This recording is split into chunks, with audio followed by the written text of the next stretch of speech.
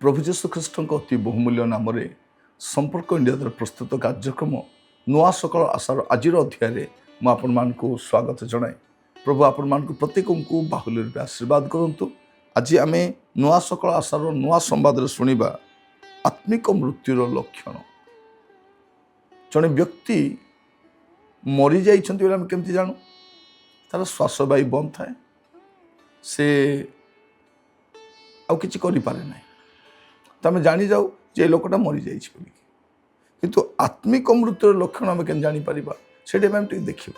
आज समाज में अनेक लोक चर्च को आसती सेवार जड़ित अटंती दान दियंती आम से देखी भावु जे माने आत्मिक भाव में जीवित अच्छा किंतु टिके ध्यान कर जब देखा वास्तव में एमाने बंची कि आम क्यों लक्षण जाना जे माने बंची ना मरी। आज टिके आम चिंता करके देखा। आज प्रसंग में आमने आलोचना करबा आत्मिक मृत्युर लक्षण। प्रथम तिमोथी 5 पर्व तार 6 पद लिखा जाए किंतु जे भोगविलास आसक्त से जीवित थिले हे मृत। माने जदि कौन व्यक्ति केवल भोगविलास लिप्त अच्छा खाली खाइबा पीबार व्यस्त अच्छा पार्थिव विषय आसक्त अच्छा केमती भल खाइबे भल पिंधिबे भोगविलास माति जानवे ए लोक मला लोकटा आत्मिक भाव में व्यक्ति जनक मृत्यु भोग कर सहजरे जानीजे यही पद अनुसार। जदि जन लोक केवल खाइबा बंचुंट धन उपार्जन करेंगे भल पिंधिबे जदि यही धारारे जड़े बंचुंट जानीजे जे यही लोकटा मला लोकटा जागतिक भाव में बंची श्वासवायु चली रक्त तार शरीर प्रभावित होची तार ब्रेन काम करुच्ची चलाबुला होची तो आत्मिक भाव में कहवाई गले ये लोक जड़े मृत व्यक्ति अटे कहीं लोकटा भोगविलास लिप्त अच्छा। प्रिय भाई भौणी मैंने जो मैंने भोगविलास आसक्त से माने जीवित थिले हे मृत अटंती। एटा होची आत्मिक मृत्युर प्रथम लक्षण। दिन मानक प्रायतः देखा जाए ख्रिस्टियान संप्रदाय देखिए लोक मैंने प्रभु सार को आशीर्वाद करने द्वारा आशीर्वाद माति कहते मोर किसी अभाव नहीं आमर दुखर दिन चलीगला यहाँ मोर भोग विलास समय आउ आराम रे बसी मोर बड़का जीवन काटि ना प्रभु ना वाक्य ना प्रार्थना किसी नुह भोग विलास।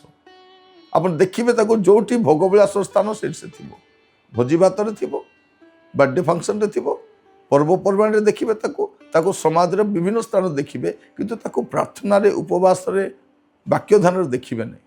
ए लोक को कौटी देखिए केवल भोग विलास लिप्त अटे। एठू आप जानीपर यही लोकटा मरी आत्मिक भाव में यहाँ प्रथम लक्षण अटे।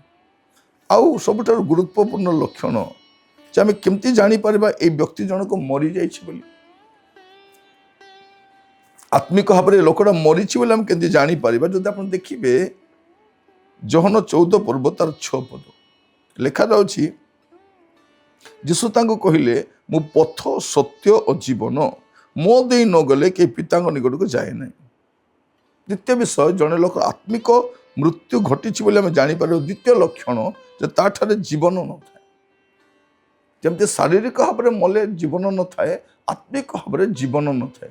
जीवन माने किए जीशु जड़े विश्वासी जीवन जीशु अटंती आ जीशु ता जीवन न थांती आ जीशु नथिबा द्वारा आप जानवे ये लोकटा मरी जाइए लोकठारे जीवन नहीं। सो प्रभु आम को अनुग्रह करते आज वाक्य ध्यान करने समय अन्य मान विषय चिंता करने सहित निजक आम समीक्षा कर देखू जे मु जीवित अवस्था अच्छी कि मु बंची कि यहाँ हूँ ଦ୍ୱିତୀୟ ଲକ୍ଷଣ ଆପଣ ଦେଖିବେ ଯେ ଜଣେ ଲୋକ ଜୀବିତ ନା ମୃତ ଆତ୍ମିକ ଭାବରେ ଜାଣିବା ପାଇଁ ପ୍ରଥମ ବିଷୟ ସେ ଭୋଗ ବିଳାସରେ ଆସକ୍ତ ଥିବେ, ଆଉ ଦ୍ୱିତୀୟ ବିଷୟ ତାଙ୍କ ଜୀବନରେ ଯୀଶୁ ନଥିବେ। ଯୀଶୁ ବିହୀନ ଜୀବନ କାଟୁଥିବ ସେ। ଆଜିକାଲି ଅନେକ ମଣ୍ଡଳୀରେ ଦେଖିବେ ଯୀଶୁ ନାହାନ୍ତି, ତେଣୁ ସେ ମଣ୍ଡଳୀକୁ ମୃତ ମଣ୍ଡଳୀ ବୋଲି କୁହାଯାଏ। ଯୀଶୁ ବିନା ଯେଉଁ ପରିବାର ବଞ୍ଚୁଛନ୍ତି ସେମାନେ ମୃତ ପରିବାର, ଯୀଶୁଙ୍କ ବିନା ଯେଉଁ ମଣ୍ଡଳୀ ବଞ୍ଚୁଛି ସେ ମୃତ ମଣ୍ଡଳୀ।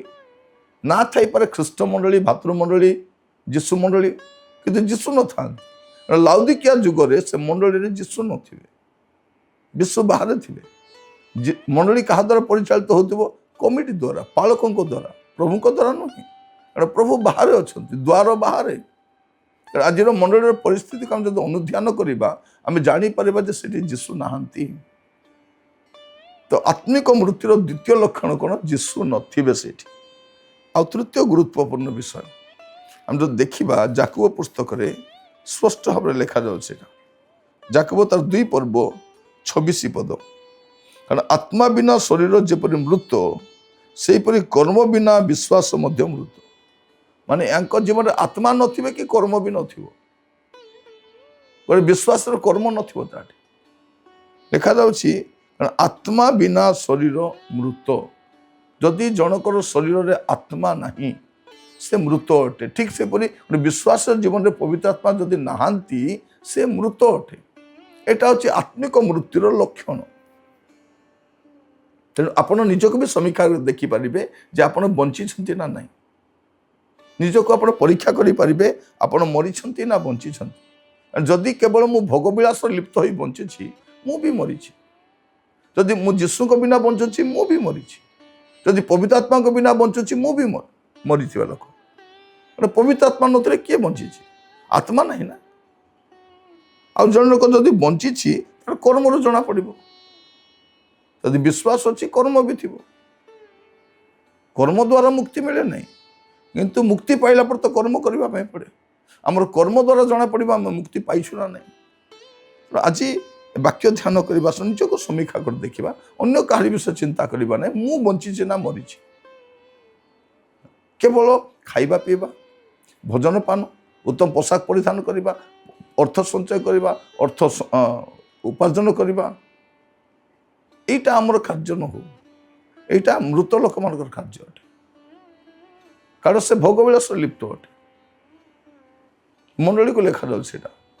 ତେଣୁ ପ୍ରଭୁ ଆମମାନଙ୍କୁ ଅନୁଗ୍ରହ କରନ୍ତୁ ଆଜି ବାକ୍ୟ ଧ୍ୟାନ କରିବା ସମୟରେ ଆତ୍ମିକ ମୃତ୍ୟୁର ଲକ୍ଷଣକୁ ଆମେ ଏ ଅଧ୍ୟାୟରେ ଅଧ୍ୟୟନ କରିଛୁ। ଆଜିର ପ୍ରସଙ୍ଗକୁ କେନ୍ଦ୍ର କରି ନିଜକୁ ଚିନ୍ତା କରି ଦେଖନ୍ତୁ ଯେ ଆପଣ ବାସ୍ତବରେ କେମିତି ଅଛନ୍ତି। ଆପଣ ମରିଛନ୍ତି ନା ବଞ୍ଚିଛନ୍ତି? କେହି କହିବେ ନାହିଁ ସେଇଟା। ଆପଣ ନିଜକୁ ପରୀକ୍ଷା କରିବା ଅଛି। ଆପଣଙ୍କୁ କହିବ କି ତୁ ମରିଛୁ ବୋଲିକି? ତାକୁ ମରେଇଦେବୁ ନା ଆମେ? ଯଦି କିଏ କହିବ ତୁ ମରିଯାଇଛୁ କହିଲେ ଆମେ ତାକୁ ମରେଇଦେବୁ। କିନ୍ତୁ ନିଜକୁ ନିଜ ପରୀକ୍ଷା କରିପାରିବା, ସମୀକ୍ଷା କରିପାରିବା ଯେ ବାସ୍ତବରେ ମୁଁ ବଞ୍ଚିଛି ନା ମରିଛି। ଯଦି ମୁଁ ଭୋଗବିଳାସ ଲିପ୍ତ ଅଛି ମୁଁ ମରିଛି। ଯଦି ଯୀଶୁ ମୋ ଜୀବନରେ ନାହାନ୍ତି ମୁଁ ମରିଛି। ଯଦି ପବିତ୍ର ଆତ୍ମାଙ୍କ ବିନା ମୁଁ ବଞ୍ଚୁଛି ମୁଁ ମରିଛି। ମୋର କର୍ମରୁ ଜଣାପଡ଼ିବ। ତେଣୁ ପ୍ରଭୁ ଅନୁଗ୍ରହ କରନ୍ତୁ ଆଜି ଆମର ଆତ୍ମିକ ସ୍ଥିତିକୁ ଆମେ ସମୀକ୍ଷା କରିବା ପାଇଁ ଆମେ ବଞ୍ଚିଛୁ ନା ମରିଛୁ। ପ୍ରାର୍ଥନା କରିବା। ଅନୁଗ୍ରହକାରୀ ପିତା ପରମେଶ୍ୱର, ଆମେ ଆପଣଙ୍କ କତିକି ଆସୁଛୁ। ଆମମାନଙ୍କ ଜୀବନକୁ ସମୀକ୍ଷା କରୁଛୁ ପ୍ରଭୁ। ଆମମାନଙ୍କୁ ଦୟାକରି ଅନୁଗ୍ରହ କର ପ୍ରଭୁ। ଆମମାନଙ୍କ ଜୀବନରେ ଅନେକ ସମସ୍ୟା ଅଛି ପ୍ରଭୁ। ଆତ୍ମିକ ପରି ଦେଖାଯାଉଛୁ କିନ୍ତୁ ଆମେ ଆତ୍ମିକ ନୋହୁଁ। ଆମମାନଙ୍କୁ ଅନୁଗ୍ରହ କର ପ୍ରଭୁ। ଏ ବାକ୍ୟ ଶୁଣିବା ସମୟରେ ଯେପରି ଆମର ଜୀବନକୁ ଆମେ ସଜାଡ଼ି ପାରିବୁ। ପ୍ରତ୍ୟେକଙ୍କୁ ଆପଣଙ୍କ ବଳବନ୍ତ ସ୍ତର ରଖିଲେ ଆପଣଙ୍କ ଦୟାଗୁଣରେ କଢ଼େଇ ନିଅନ୍ତୁ। ଆଦର, ମହିମା, ଗୌରବ ଯୁଗେ ଯୁଗେ ଆପଣଙ୍କର ହଉ ପ୍ରଭୁ। ଆମମାନେ ଯେପରି ଗୋଟେ ଆତ୍ମିକ ଖ୍ରୀଷ୍ଟିଆନ ଭାବରେ ବଞ୍ଚିପାରିବୁ, ଆମ ଜୀବନରେ ଖ୍ରୀଷ୍ଟ ଯେପରି ଦେଖାଯିବେ, ପବିତ୍ର ଆତ୍ମାଙ୍କ ସାମର୍ଥ୍ୟରେ ବଞ୍ଚିପାରିବୁ, ଏଥିପାଇଁ ଆପଣ ଆମମାନଙ୍କୁ ଅନୁଗ୍ରହ କରନ୍ତୁ। ଆଦର, ମହିମା, ଗୌରବ ଆପଣଙ୍କୁ ଦେଇ ପ୍ରାର୍ଥନା ମୋର ପ୍ରାଣର ପ୍ରିୟ ଯୀଶୁଙ୍କ ନାମରେ ମାଗିଲୁ। ଆମେନ୍, ଆମେନ୍। ପ୍ରଭୁ ଆପଣମାନଙ୍କୁ ପ୍ରତ୍ୟେକଙ୍କୁ ବାହୁଲ୍ୟରେ ଆଶୀର୍ବାଦ କରନ୍ତୁ। ପ୍ରଭୁ ଅନୁଗ୍ରହ କଲେ ଆସନ୍ତାକାଲି ନୂଆ ଅଧ୍ୟାୟରେ ଜଡ଼ିତ ହେବା। ବିଦାୟ ଦିଅନ୍ତୁ। ନମସ୍କାର।